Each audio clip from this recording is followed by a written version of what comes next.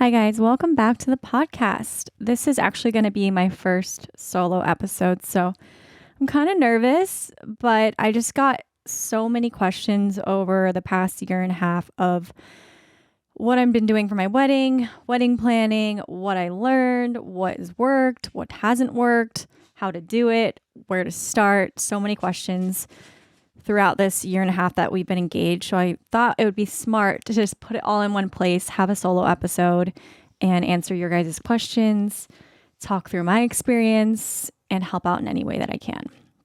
So we've been engaged since December 2021, I think, if my math is correct. And I think when I first started wedding planning, it's all very exciting and you kind of fall into two different categories. Either you're the type of bride that has been thinking about her wedding day since childbirth or since that concept was something that you knew about, or you're the type of person that never really thought about it at all. And I think I fell in maybe the in between, where in the back of my mind, I always wanted a wedding. I always wanted to get married. I always wanted that magical fairy tale thing. I mean, one of my favorite shows has always been Say Yes to the Dress. I loved all of those types of shows. So it was something I thought about, but it wasn't something I was like, my wedding has to be exactly like this. This is the vision I've had since I've been a kid. None of that narrative. So when I started out, I think generally I have a good sense of the things I like, my aesthetic, for lack of a better term, and am usually pretty good about making decisions.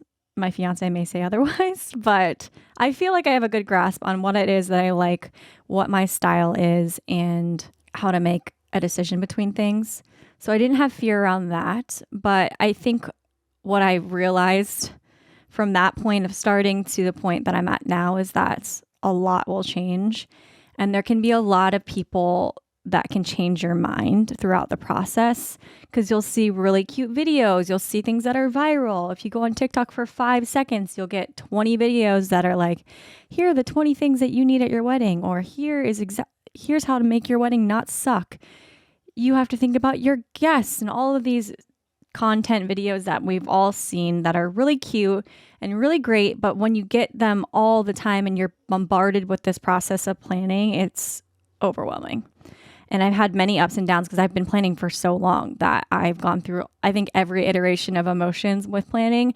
I've gone from being obsessed with it and making it my whole life and only being able to think about planning and waking up in the middle of the night and trying to jot down ideas that I came up with in my dreams. Like that part of it, I've gone through I'm just going to ignore the fact that I'm planning a wedding right now. I'm going to try and think about other things and just leave it because it's still so far away and I can't keep thinking about it. Or I've gone through the emotions of it where you realize no one cares about it as much as you do. Not even probably your fiance. They're just wanting to show up and marry you and they're excited about the day, but they don't really care about all what color the pots are or what color your napkins are or all of those little details that if you're like me, you care a lot about. So then you take it on yourself and you just realize, okay, well, if I want it to look the way I want it to look, then I'm just going to have to do all of this myself. And that becomes very overwhelming and kind of sad. And you realize it's not the most magical day ever to everyone. And obviously it shouldn't be, but you realize that not everyone's going to be as excited about your wedding day as you are. And then you just got to let go of that and be okay with it and just keep focusing on what you've been doing. So I hope that this episode, and we'll go through what my planning process has been, what I've learned throughout the process. I hope it will be helpful. I've listened to many podcasts about wedding planning. Big fan of Betches Brides, especially towards the beginning of wedding planning for me. I can't say that I like it as much anymore, maybe because I've listened to way too many episodes or maybe because I've gotten to a point with wedding planning where I just have to stick to the original plan and stop getting other people's advice. But when I originally started planning, it was super helpful and it's great for ideas and their podcast is awesome. So I highly recommend that as a resource. But I just want to help and offer maybe ideas or things that I've learned or unlearned during the process of wedding planning and offer it to you, in case that is something that's happening for you in the future, something that you're doing right now, or you just really like to hear about wedding planning like a lot of people I've realized do. It's definitely the main question that I get asked all the time, and it is really, really exciting. But I also don't want to be that person that's like, you must do this, you have to do this. So just take everything with a grain of salt. And if you find something that works for you, awesome. And if not, that's fine too. When I started out planning, I thought I would be a chill bride. I guess I thought I could be that. I hoped that I could be that. And I quickly learned that I'm not a chill bride, even though I wasn't the bride that like had my set wedding plan from the age of 6. It doesn't mean that that person doesn't take over somewhere along the way. It's crazy how fast it happens. You go into it and you're like, oh, I'm going to have a great day. It's going to be beautiful, but I'm not going to make it my entire life. I'm not going to obsess over it. I am not going to compare myself to other brides or other weddings. I'm not going to do that. And then quickly something happens along the way and that all goes out the window and you do all the things. I'm not going to say I'm a bridezilla, but I also know that I care deeply about things that probably don't really matter that much. And I'm acknowledging that. But that's who I am and that's where we're at. But where I started with the process, I've been very lucky throughout the entire planning process because I've been pretty much doing it myself. I do have a friend that is in the city where we're getting married. We're getting married in Virginia. And she's not necessarily a wedding planner, but she's worked for a venue for years and she's like a wedding coordinator in a way, but she also helps with the planning and she knows a lot about one, wedding planning, and two, the area that we're getting married in. So that has been super helpful. So we are not using a wedding planner. We haven't used a wedding planner, but we do have a day of coordinator, which I highly recommend. Because I have a friend in the process, I've been able to contact her constantly and just talk through ideas with her, or she's helped me answer a lot of the questions that I've had that are just like specific details of things that you don't necessarily think about until you get into the process of planning. So if you don't have someone like that and it is seeming overwhelming and you don't really know where to start and you don't know what to do, I would say if you can hire a planner, or because they're going to help you along the way, they're going to help you with scheduling, they're going to help you with contracts, they're going to help you figure out vendors, they're going to help you figure out what to worry about, what not to worry about. They know little tricks of the trade because they've been doing this for so long. So if you have someone that already is like that in your life, or you have like a very type A bride that's done exactly the same thing that you want to do for your wedding, then you probably don't need one. But if you don't have that, I would recommend probably having some sort of a planner, and definitely recommend a day of coordinator. Because not that I have had my wedding yet, but because if you think of a wedding, I think of it almost like a show in a way, because I've done a lot of shows in my life. That's just something that I can relate to and that I understand. You need to have someone that's going to run the show, right? If there's no one running the show, there's no one like running the ship, then it's going to be you. Because you're the only one that knows all the details. You're the only one that knows everyone there. You're the only one that knows all the vendors because you're the one that's hired all these people. So I would recommend having a day of coordinator of some sort. I wouldn't recommend it being your friend because you need someone that you can level with and not really care how your relationship's going to be after. And even with having a day of coordinator set up, I've still reached out to them to get certain questions answered. So that has been helpful. I don't know whether I'm supposed to be doing that or not, but I just have been and just been emailing them randomly throughout the process. Like, hey, where do I find this? Or do you have any vendor lists for hair and makeup, or just random questions like that? Even though they're not our planner, I know that they know a lot about the industry. It's easy just to shoot a question over to them. I'm sure they don't mind too much. I've done it within reason. And originally when I hired my day of coordinator, she used to be our neighbor. She's one of my mom's friends. She used to be our neighbor. So we at least like knew of her. We knew that she did great work. We had an initial meeting with her. She was like one of the first vendors I think we met with, which I would recommend doing that towards the beginning. So you have an idea of who's going to be there on your day, and they are great at pointing you in the direction of which vendors to choose. But originally when we had hired her, we were like, okay, my strengths are I'm really good at aesthetic. I'm good at design. I'm good at picking things out. I'm good at like the feel and the vibe of a wedding, like the creative side of it. I'm not so great with contracts or finding like logistical things. So our plan with her was to have her handle the transportation and where people would stay, those kind of like logistical factors. But I have also noticed with her being my day of coordinator and not my actual planner, she's been extremely difficult to get a hold of. And I hear that's a common thing among wedding vendors. They just don't get back right away. I think maybe if she was at my actual planner, she would have been a little bit more quick with the emails and things like that. So that is something to think about too when you're deciding whether or not to have a planner or not. if you want someone to be on your team throughout the whole process, then I would recommend it, because when they're just your day of coordinator, they don't have to worry about you until like a month before the wedding. So, or not even that, like a couple weeks before the wedding and the day of. So you're not going to be their first priority if you're just hiring them for the day. So that is also something that kind of is a bummer. But we originally were like, okay, I'll have you, we made our own little package. We're like, you'll be the day of coordinator, but we also would like to outsource you for figuring out transportation and where people can stay and things like that. Because I don't live where we're getting married. It would have been easier. My mom didn't really understand how to figure that out. So we were like, we'll hire you for that. And then she was really hard to get hold of, and I ended up just doing it myself because I'm a psycho, and I just started like obsessing over Airbnbs and Verbos and just making an insane list on our wedding website. So we're not using her for that anymore, and she's just a day of coordinator. But there's ways to finagle it if you want them for certain things, but not the entire wedding planning process. So figure out what it is that your strengths are from the very beginning. Then you can focus on these things because you're really good at these things, and then the things that you're not really good at, you can outsource for those. And then finding vendors is interesting. And sometimes you have to just go with your gut on things. I am getting married in a place, it's a very, very small town. So there's not a lot of vendors. There's not a lot of options. There's like 2 options of everything. So that has helped me with figuring out what to choose. I have an A and a B. I don't have like 50 million options, which can be overwhelming. I would say what's helped for me is once you figure out what your venue is, they usually have a vendor list, or your wedding planner or coordinator will have a vendor list of people they've worked with that they trust, that they work well with, that work well in your venue. They're going to have a list. So I would go from that list first. And then from there, for things like hair and makeup, I utilized Instagram. Gotta love it. So if you know someone that's been married in your area, I would maybe go stalk their wedding on Instagram, or if you maybe an influencer has been married at your wedding venue, or just go to your wedding venue and see what their tag photos are and see who the brides, because everyone tags their vendors, which is a really nice thing about weddings, is that everyone is tagging them in Instagram or TikTok or whatever. So I would say figure out your venue, go to the venue, see what their lists are, then see if you can't find something from there, then go to their tagged photos, then stalk people. And then I actually reached out to a lot of people from high school that they're not necessarily invited to the wedding.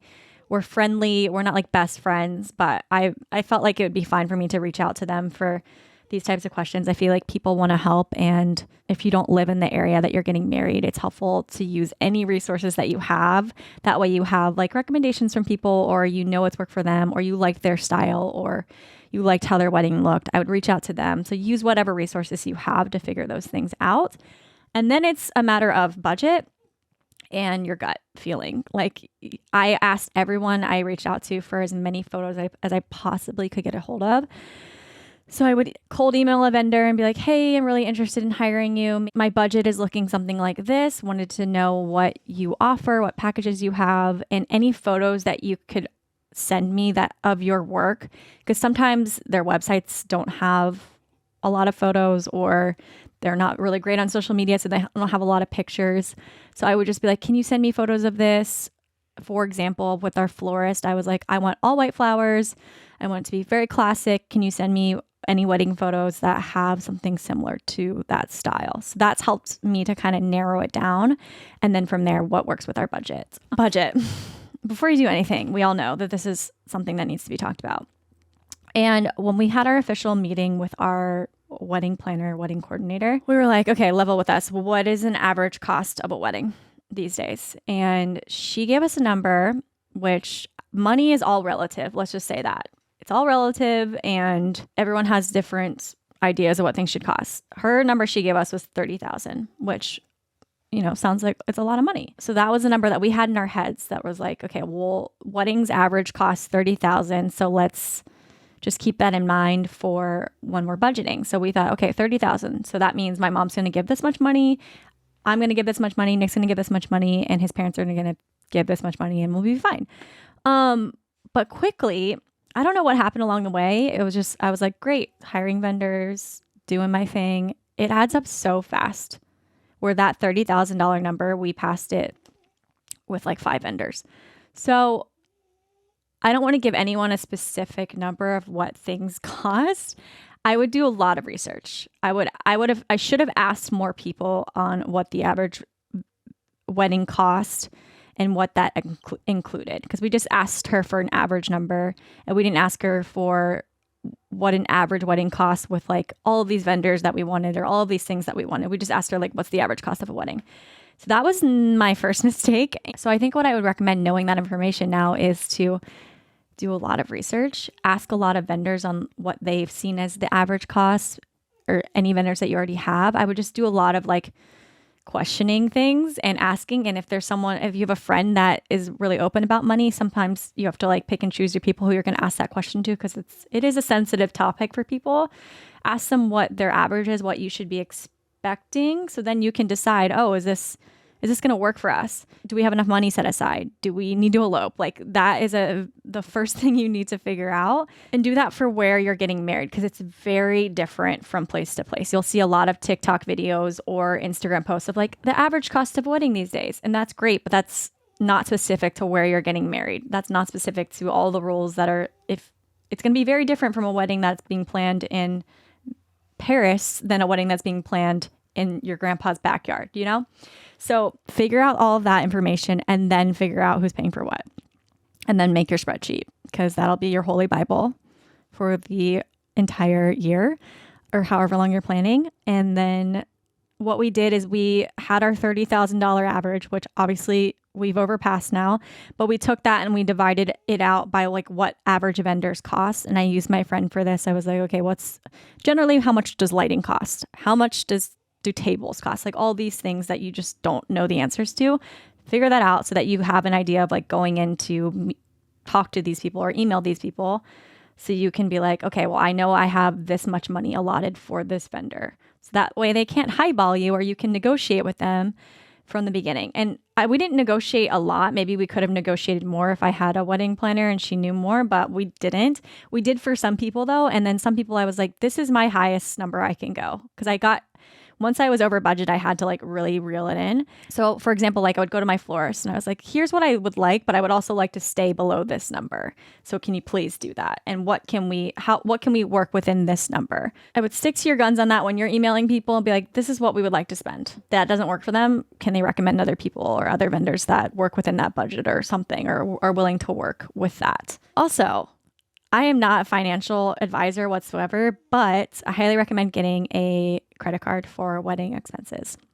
This is a big trend, or people have like recommended this a lot. So do your research on what's going to work for you, but you're going to be able to use all of those points because you're spending a frick ton of money on wedding planning. So to have that credit card from the beginning, I got it a little late in the game. So I wish I had gotten it a little bit earlier, but we used our credit card points to book our flights for our honeymoon, and flights are insane right now. So you got to use everything that you can. That's my second thing I would do. I would figure out my budget, get the credit card, start putting everything that you can, like deposits, all of that onto that credit card. I would also think about like what airline you are using and where you're planning on going to decide what credit card you need and what works for you. But again, I'm not going to give advice on that because I don't know. But that was helpful because then you get all these points from the money that you're spending to book things like your hotel and your flights. One of the best pieces of advice that my friend gave me about vendors was to figure out, one, what's most important to you, and two, what vendors can't be in two places at once. So for example, vendors that can't be in two places at once would be like your photographer or your videographer if you're having one, or like your caterer if your venue doesn't have one, things like that. So vendors that can only be at your wedding on your wedding day, and that's it. DJ. So the bigger vendors that are very important that you want to get from the beginning, because A, you know that you want them, or B, you know that they can only work your wedding day. And I would say the sooner to do things, the better. The only problem with that though is that we had hired a band at the beginning because I thought, oh, I want a band. We went to Ben Higgins' wedding. They had an incredible band who I reached out to and was quickly humbled by how much they cost. But we thought we wanted to have a band. I love that experience. I do love live music. I am a performer at heart. I get it. And I wanted to have that for our wedding. And we booked that from the beginning. But when we went over budget, that was the first thing that went. That was the only way where I could figure out how to save money. The problem with that is you usually can't get your deposit back. So that's just something to think about. For that, we were able to work something out with that vendor where now we're having live ceremony music for the deposit that I gave them. And instead of having a band, and now we booked a DJ. So that was an unfortunate loss of money, but it did end up working out, I think, for the best. So just know that when you're booking someone, you probably can't get out of it. So just be very sure, but also book as quickly as possible. So then once you figure out your bigger vendors, you can kind of fill in the rest from there. I would say the people that are hard, that you wouldn't think would be hard to figure out, would be hair and makeup. Actually, was really difficult for me to figure out. I did a lot of Instagram stalking and a lot of reaching out, and a lot of people were not available. So that seems to be something that's very popular. If you reach out to someone and they're not available, say you really like their work, ask them if they have any other recommendations for people that have similar work to them. Maybe they have an assistant or a friend in the industry or something like that that are similar to the style of theirs. That's how I found my makeup artist, because she gave me a list of like 3 people to reach out to, and one of the girls was available. So don't be afraid to ask for other options. I mean, if they're not available, that's how we found our videographer as well.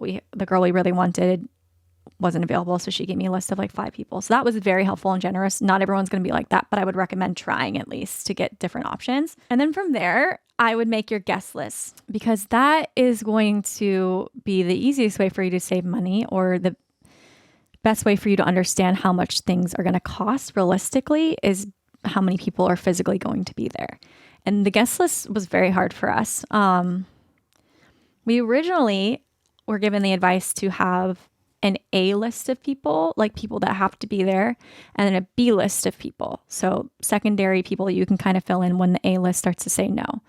We tried that method at first, but it was awkward a little bit because people aren't going to be saying no to not coming until like a month before the wedding. So I don't know, just like sending out a random last minute invite felt a little weird to us. So we ended up not going that route, and we invited pretty much everyone on the list, which was, I don't recommend doing that because it's a lot of people, but because of where our venue is and how small the area is and kind of difficult to get to, we understand that a lot of people are probably not going to be able to make it. We were just hoping kind of everything would work out. TBD on that. We're still waiting on some RSVPs, but I would definitely try to tailor it down as much as you can. The biggest problem for us, and I'm sure a lot of people experience this, is how many freaking cousins everyone has.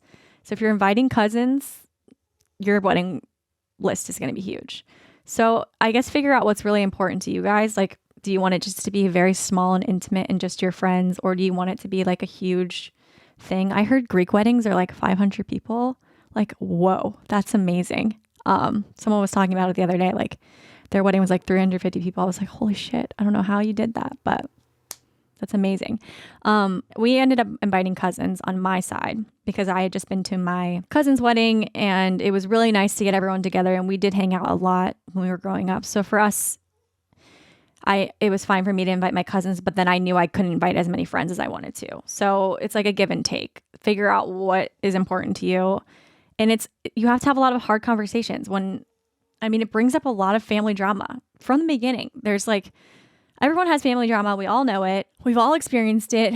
But that's the one thing that came up, is family members that we don't talk to anymore, or things that have happened. We had to kind of navigate that. And that was super uncomfortable and super interesting. So I think there's really no way around it. It is what it is. It's hard to do that, but I think be a little cutthroat with the guest list if you can, if you're trying to save money, because that's the best way to do that. And then you can get an idea of how much things are really going to cost, because usually it's by head, because you have to think everyone has to have a seat, everyone has to eat. Usually the caterer has that number of like, based on how many people they're feeding, it costs this. So it's going to be different for everyone. So I don't want to give you a number, but when you pick your caterer out, I would ask them how much a person per person costs, so you have a better idea. One of the best resources for guest lists and organizing all that information was the website Postable. It's super easy. It's free. You create this like link for yourself, and we literally just copy and pasted this link to our friends, and we're like, hey, can you fill this out? And they get to fill out their email address, their address, all that information, and it goes straight to like your little guest book. That website has been absolutely freaking amazing. So I highly recommend it. I'll link it below in the show notes. We put our guest list all on our website. So we're not doing like the mail in and RSVPs. We're doing the digital ones just because I wanted it all to be one thing. I didn't want to have like some digital, some paper. I didn't want to spend that much more money on paper, and we're in a digital world. So I use the QR code, whether that's super aesthetic, I don't know, but that's what we used. And you can make a QR code very easily I'll find the link and I'll put it below, but very easy to make a QR code, and we utilize that a lot. And then as far as how many people got invited, I know this is tricky with having like your parents paying for most of the wedding or whatever way you're breaking it up, or your fiance's parents. We kind of did like 80-20. So Nick and I got 80% and my parents and Nick's parents got 20%. Kind of worked out. I don't know. It's become a mishmash, but like my idea at the beginning was like, I get 60, Nick gets 60, my parents get 15, and then whatever number is left over, we wanted around 150. So that way I had a number that I got to invite the people that I wanted to invite with my number. Nick got his own. And again, that was the grand idea at the beginning. It has gone away from us. We ended up inviting more people. I think it is going to work out because a lot of people are not willing to do the travel, which we understand. I almost wish we had had more of an intimate wedding, but that's hard to know from the beginning. I mean, you only get the one chance at this, hopefully, and you want to have all the people that you care about or the people that have meant something to you in your life. So it's hard to really narrow that down and be cutthroat because it's people that you care about. So looking back, I would have made it a little bit more intimate, but hindsight is 2020, you know? But I think by the way the guest list is going now, I think it's going to be like a good number because of where our venue is. We have a really interesting situation. So if you have a lot of people that are in town and can make it, I would then be more cutthroat because then you're going to have everyone there and you're going to be overwhelmed if you have way too many people and you have to pay for all these people to eat. Also with budgeting, I think it's helpful to get rid of unnecessary expenses. So really figure out what matters to you. For me, it was lighting. I wanted the wedding to feel really romantic and like magical. And for me, what would do that is lighting. I also grew up a performer. I understand the importance of good lighting, and I love a good dim light, and I love all of those elements. Plus, I like that you can utilize lighting to kind of shift the mood of the event and go from one thing to the next by like raising the light or dimming them. So working with things like that. Like if you think about if you're in a restaurant and it gets to be that certain hour of the night and the lights just dim and it creates this like moody ambiance. I love that. So my thing I really wanted was great lighting, and lighting is really freaking expensive. So more of my money went to lighting. And then I was like, okay, well, I'm going to have to dial back on the flowers. I want to be like cutthroat about the flowers. I'm utilizing a lot of greenery because that is cheaper. I wanted fresh flowers. I know some people recommend like silk flowers and things like that. One, I didn't want to DIY flowers. That's not something I wanted to even begin to try and do. And we are working with a really great florist who's very like small and local, and she grows her own flowers and it's so cute. So she's been really chill and able to work within our budget, thank God. So I guess really like figure out what your thing is and stick to it, and know that you're going to throw your money at that, and know that you can dial back on the other things. We're not doing favors. We are not doing like hotel welcome bags. People can buy their own Advil if they need to buy them. They can get their own water. Like they're cute and they make for great TikToks, but like I don't think really anyone cares that much. So we're getting rid of those. Like I told you, we're getting rid of our band, having a DJ. And we're DIYing quite a bit. A lot of the decorations we are DIYing. And I'm a DIY girl at heart. I love a craft. Nick is really good with his hands. And that I would say is one of our strengths. If that is not one of your strengths, then outsource by all means. Utilize places like Etsy. Websites like that are amazing. There's so many wedding websites of people reselling things. Utilize those websites. I don't know all of them. But there's so many. Facebook Marketplace, there's so many places where I'm sure people are selling things, because what the heck do you do with this stuff after your wedding, you know? And because our venue is kind of bare bones, we have to bring in a lot, which made us have to DIY everything. So I meant to say this at the beginning. When you're picking your venue, figure out what type of bride you are. Are you the DIY bride? Are you the girl that's gonna want to be up late at night crafting things? Were you that girl in school? Or are you the girl that's like, nah, I'd rather save my money and get someone else to do it. I want to just pick from an option A and an option B and have everyone be there than make sure your venue matches that. Our venue is so bare bones that we have to bring in tables. I have to buy vases and candles. I have to bring in forks and knives and chairs and lighting, like literally every little thing I have to bring in, which for me, I do love, and it's been super fun, and it's let me be really creative and create this world. I'm almost doing like a fixer-upper situation. So that's been fun for me. I like that. If you don't like that, make sure your venue has everything that you want. Because I think honestly it ends up costing about around the same. Because at first you see the number for those venues that have everything. They have the caterer, they have the glasses, they have the alcohol, they have the chairs, they have the tables. You see that number and it's like, holy shit, how does anything cost that much? And then you see the number I got for my venue and I was like, oh, that's a steal. We're doing so good. And then you realize you have to freaking rent everything. And you're like, what the hell happened to my budget? So those are some things to really keep in mind when you're literally picking out where you're getting married. Because I love a good backyard wedding, but you're going to have to bring everything there. Like you're going to have to rent it all. So, and you usually have to get other things that you wouldn't even think of, like venue insurance. So another thing to kind of keep in mind. So then once you have all of your vendors, everything's set and ready to go, and you're sending out invites and this thing's happening and it's gotten real, I would really make sure you have your wedding website and all of the details like locked and loaded, because people are going to ask questions, or people are not going to ask questions, or people are just not going to read stuff. And that's super annoying. But I would have all of that information like so locked, loaded on the website. So you can just be like, go to the website, all the information's there. And then if you really want to have like certain people come, it makes it a lot easier for them to like look at your website, figure out where they're going to stay, how much it's going to cost for them. Is it reasonable or not? If you have all of that set for them, so when they get your little save the day or your invite, they can go to the website and plan that for themselves.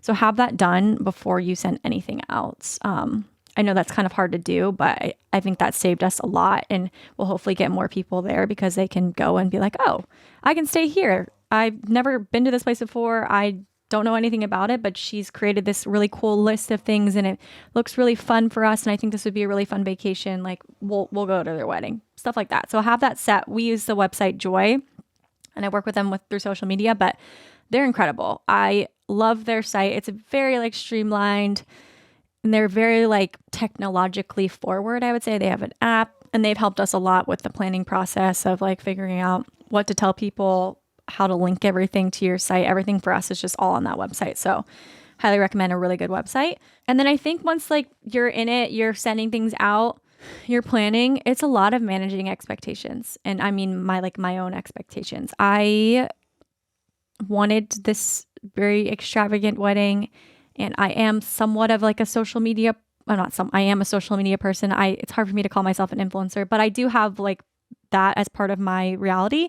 And I think whether you're an influencer or not, you're going to feel the pressure of social media and what a wedding is quote unquote supposed to look like, or what you're supposed to have at your wedding.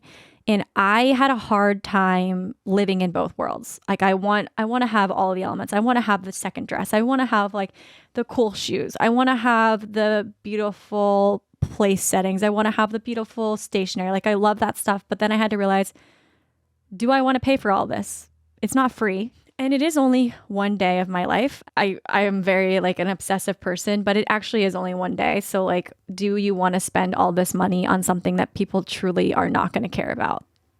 It's just something to think about. And that can be a letdown. That like sometimes you have to have like a mourning period of what you thought your wedding might have been and what it's actually going to be. And I think that's okay. And I think that's normal. And it's something that I definitely went through. I mean, I see a lot of my bachelor friends and their weddings and all the things that they like were able to have. And I'm like, I would love to have those things, but it's actually not realistic for us. And you know what? That's okay. When it becomes about all the external things and what looks really cool, or what's going to get you on bride's Instagram, or what's going to get you on Carrots and Cake, or whatever the other freaking handles are, you know, maybe that it really does not matter. I mean, it's cool for like a hot second. You get a viral video, you get a lot of likes, and then no one cares. So if you're going to spend all your money in hopes for that to happen, it's really not going to be worth it at the end of the day. And again, it's very easy to forget what your wedding's actually about. It's about you and your partner coming together, your family's coming together, and how special that is, and a moment of your life that you've been waiting for a long time. So try to reshift your focus back to that, which is what helped me when I had those letdowns, when I had those moments of like, oh, well, I guess I'm not going to have the cool things like she has, or I can't afford that designer dress or all these like different outfits. That sucks. But you know what? That's fine. It's going to be perfect no matter what, because it's me and my partner getting married, and all the people that we love who are meant to be there will be there. And at the end of the day, that is truly what matters. And for us too, that was also, I've said this on here before, but we wanted this huge bachelorette party. We thought it'd be really cool to combine our two friend groups and have all the guys and their significant others and all the girls and their significant others, and then me and my fiance all on this one big trip. But shit is expensive and things cost a lot of money. And I would love to be the bride and groom who can go to like Tulum for their bachelorette and like have all these crazy things. But realistically, I'm not. And I don't expect my bridal party to be that either. So that was a letdown. And I would love to have like the crazy bachelorette party and do the themes. But honestly, it's fine. I'm 31. And I realized too, I've been to other bachelorettes before and they're not that fun. They really aren't. I mean, I didn't have that much fun. Maybe they are fun. I just haven't been the right ones, but they're just a lot.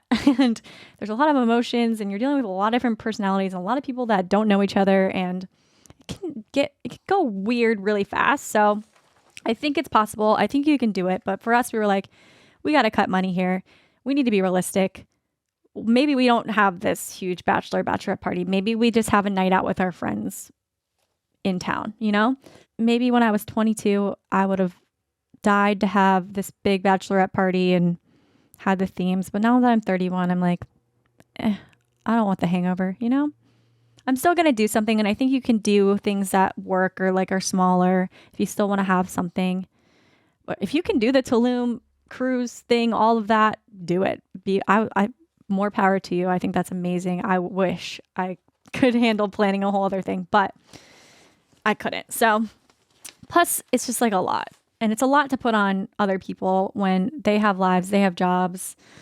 To expect them to plan an entire trip for you is a lot. I don't know. Everyone's different, but for us, that's what made the most sense, was for us to cut that. And then I think the only other things I have before I get to your questions, some things that I have utilized on my process of planning that's helped me a lot is Etsy. That's where I got most of my invitation. Like, they have so many programs where they have like a stencil or something that you can work from and change your fonts and things from that. So, and they're very cheap. So I would recommend that if you're wanting to get a little bit more personal with what your invitations look like. Etsy was amazing. We also did a little like watercolor venue drawing, which was not super expensive, from Etsy, which was great. And I think it just gave it a little bit more personal touch. Canva, we all know it. We love it. I'm using it for everything. I actually made my own wedding invitations on Canva by putting everything together. And then I could decide on 2 fonts for the wedding that are just like, these are our fonts. We'll use them for our menus and our seating charts. And so I stuck to 2 fonts so then I can plan and figure that out way easier. So I would definitely recommend that. Obviously Pinterest, I live on there, but also just know like your wedding doesn't have to look like Pinterest. Pinterest is going to break your bank if you follow everything to a T. So just like keep that in mind with Pinterest. My friends, I reached out to many people who maybe aren't like even coming to my wedding, but they were more than willing to help and they were awesome. So I'm very thankful for them. TikTok I utilize a lot for ideas and things, but I've gotten to the point now where I just flip through those videos where they're like 20 things you should have for your wedding, or here's the things that I did wrong. Flipping through right now because I'm at the point where like I can't add any more things and I can't listen to it anymore. So I'm just like moving along. Love this content, but I can't, it just get too in my head. So I'm skipping through those. Ordering things like stamps online. Stamps are so expensive right now, but you can get forever stamps from like the USPS website or something from like, mine are from like 2011 and they are much cheaper in 2011 than they are now and they still work. So get some freaking stamps online. And also people just rip up the stationery anyways. I don't really care. So I would do that. Other sites like Second Look is a really great site. I learned about them through Betches Brides. So basically it's kind of like a Poshmark, but it's all for bridal stuff. It's a bunch of brides go on there and they resell their outfits. A lot of them are like really nice designer stuff that they're selling for much cheaper because they've worn them one time. Second Look is a great website. I'll link them. Poshmark, a lot of people sell stuff. So if there's a certain brand that you like, I would just like type in the brand in Poshmark and see what's available. Because again, a lot of times people have worn these things one time.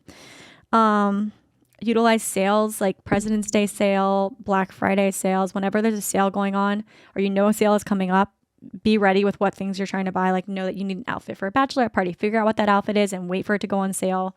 That's helped a lot. We're using Revelry for our bridesmaids. They're amazing. They have so many options. And I started off thinking I wanted everyone wearing the same thing. But luckily with Revelry, there's like so many different options for people. And I love that everyone's now getting to wear a dress that they're super comfortable in, which is great. And they can kind of like show off their own style. We're also using studio suits for our groomsmen. I'm still waiting for some of their measurements. So TBD on whether we're ever going to order those, but we're using studio suits. They're great because Nick wanted a unique look instead of just like the normal stuff. So it's a little tougher to rent, but their prices were pretty good. So we're using them. Other things, like I said, Betches Brides is a great podcast to utilize. The Knot has a great timeline that I've been kind of bouncing off of like what to do 6 months out, 5 months out, they have a full list. So I would check that out. What are we DIYing? We're DIYing our pots that are going to go in the middle of the round tables. We're DIYing. Technically, we ordered a bunch of candles, so we're technically DIYing that, but we just ordered candles from a different site. DIYing wedding signs. Nick is loving me for this. He's just loves his life. I DIY'd all of our stationery, all of that stuff, and little things like my wedding sneakers. So we DIY'd a lot, but I also love DIYing. So again, if you're that type of girl, go for it. If not, hire out. I know a big thing for brides especially is the prep of your wedding and what you're supposed to look like and the pressures of that. I have not dieted, or technically I'm 3 months out, but almost basically 2. So I'm planning in the next month just to watch certain things. I got this advice from another friend, but she really focused on what's made her body feel the best. So not necessarily like cutting things out or like not going on a crash diet or anything crazy, but she recommended like know what things that you're allergic to or make your stomach hurt or make you bloat or things like that. Stop eating those right before your wedding. And that can just be things like, I don't know, chickpeas for me.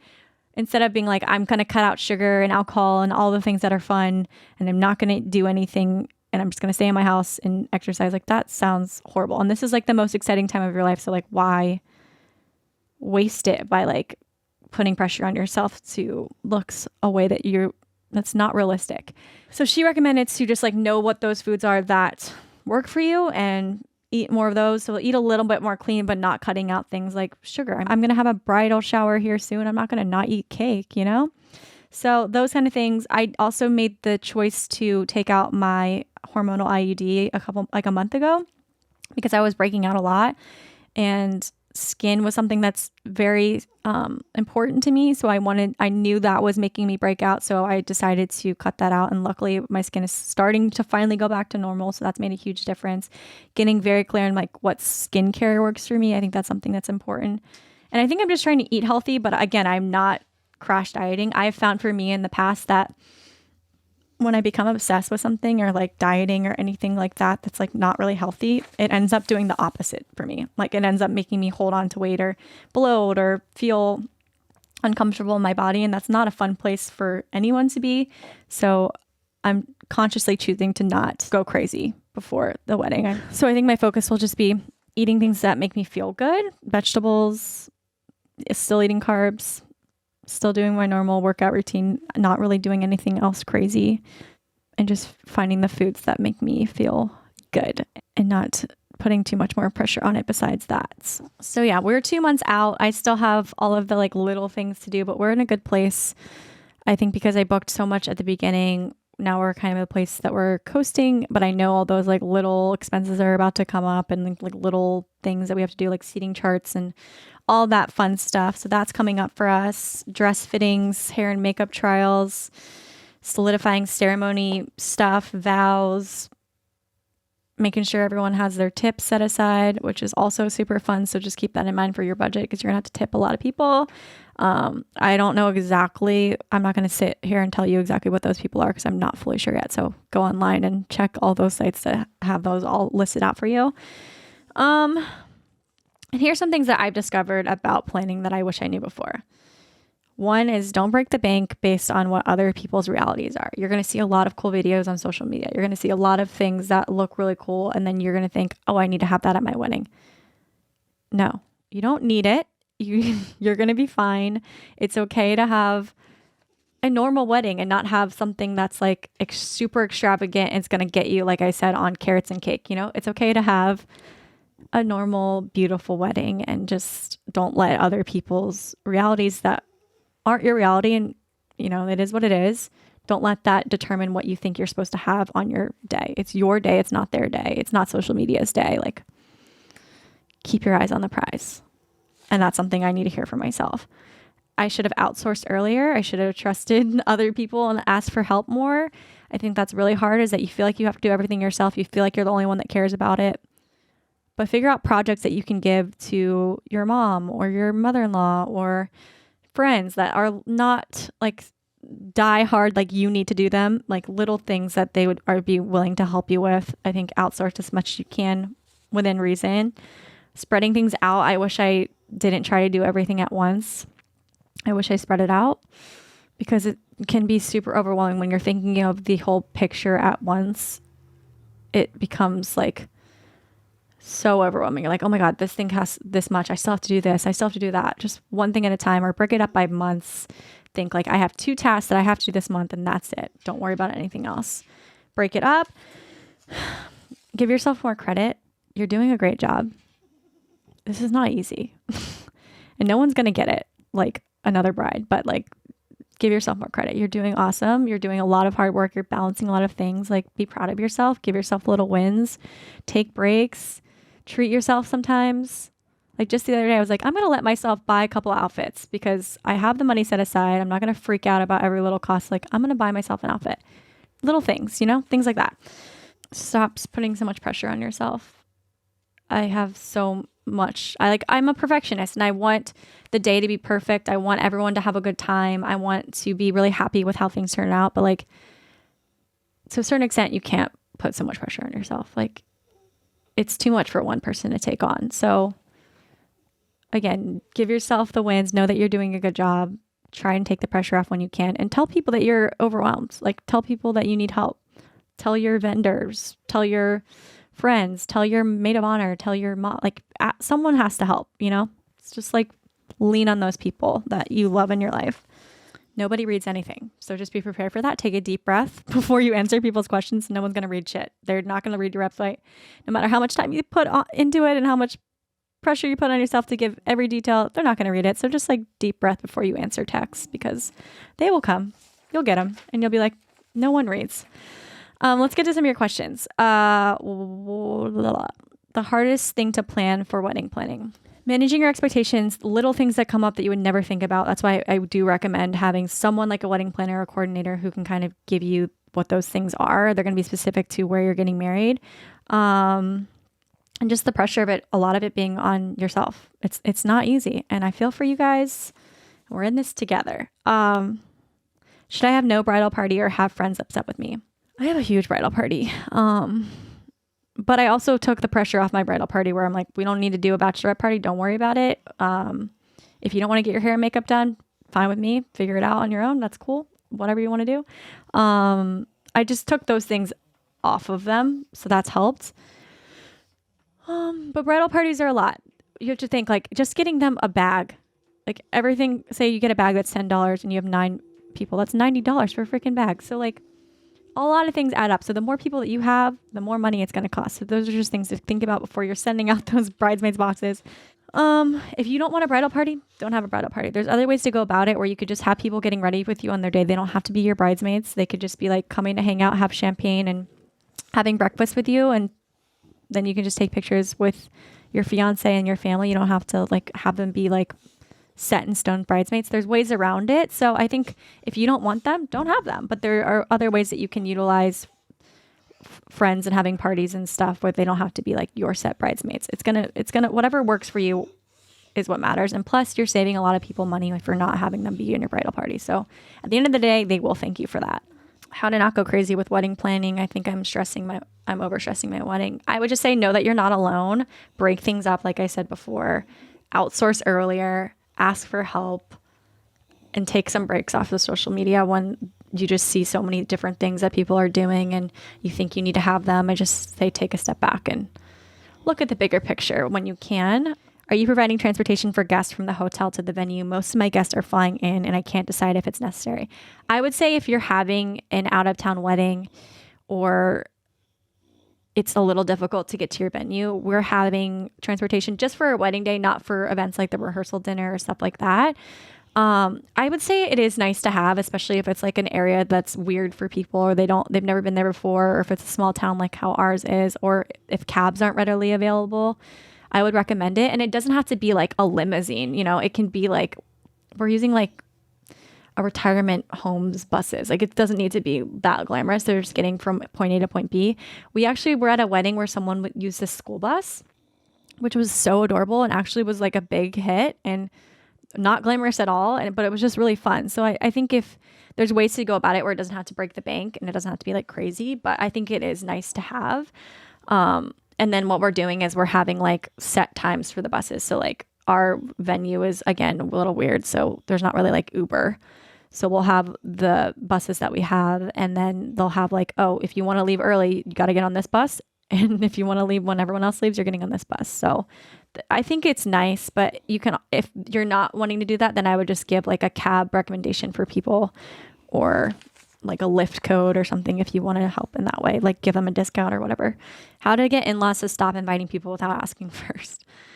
If you're over budget and they're just like adding all these people onto your list, be like, okay, well, that's fine, but can you give us, it costs this much money per person. I hope you understand that we need some more money here. So like, could you give us, if you can invite all the people you want if you're going to pay for them to come, I think if they're just inviting people like that, that is super rude. So have a conversation and, at the end of the day, it comes down to money. So just level with them. Be like, okay, well, that's fine, but I need you to pay for them. To allow kids to come to the wedding, it can add up if everyone brings kids. The rule that we have is if they're in the wedding, they can come. So that for us is two little girls, the two flower girls. So they're in the wedding, or it has helped us too. Like if they're in our bridal party, then their kids would be allowed to come, but like just ask us first. And most people are like, no, we want a break from the weekend. We're going to leave our kids at home. So that's been our rule for having kids. Like if they're in the bridal party or if they're physically in the wedding, then totally. But if not, then thanks so much, but no, thank you. Or if you have that, you're going to need to probably have like a babysitter, because if you have a bunch of kids at your wedding, people are going to be leaving early because they have to like go home to their kid if they have to like put them to bed and stuff. So I would just recommend getting a babysitter if you are wanting to have a bunch of kids, which costs more money. Where to draw the line for plus ones when all of your cousins have a boyfriend or girlfriend? Do they all come? We are drawing the line at like if they're engaged or if we've met them and like they've been together for a long time. All of my cousins are younger than me, so it's, I think, easier for me to be like, your girlfriend from high school can't come, so sorry. So it just kind of depends on the case. That's what's worked for us. Again, take every piece of advice with a grain of salt. I know every situation is different. I know everyone has a unique situation, but do what's going to make sense for you guys. But I would say a general rule of thumb is if you've met the significant other, they've been together for a while, or they're engaged, that's usually works best. And it's a good way to dial it down. I don't think they all need to be invited. I think it's fine, especially if they're there with their whole family. Like they have people that they can hang out with. It's fine.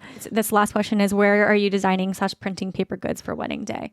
We did all of our stuff, like I said, on Etsy or Canva. We printed with the site Prints of Love.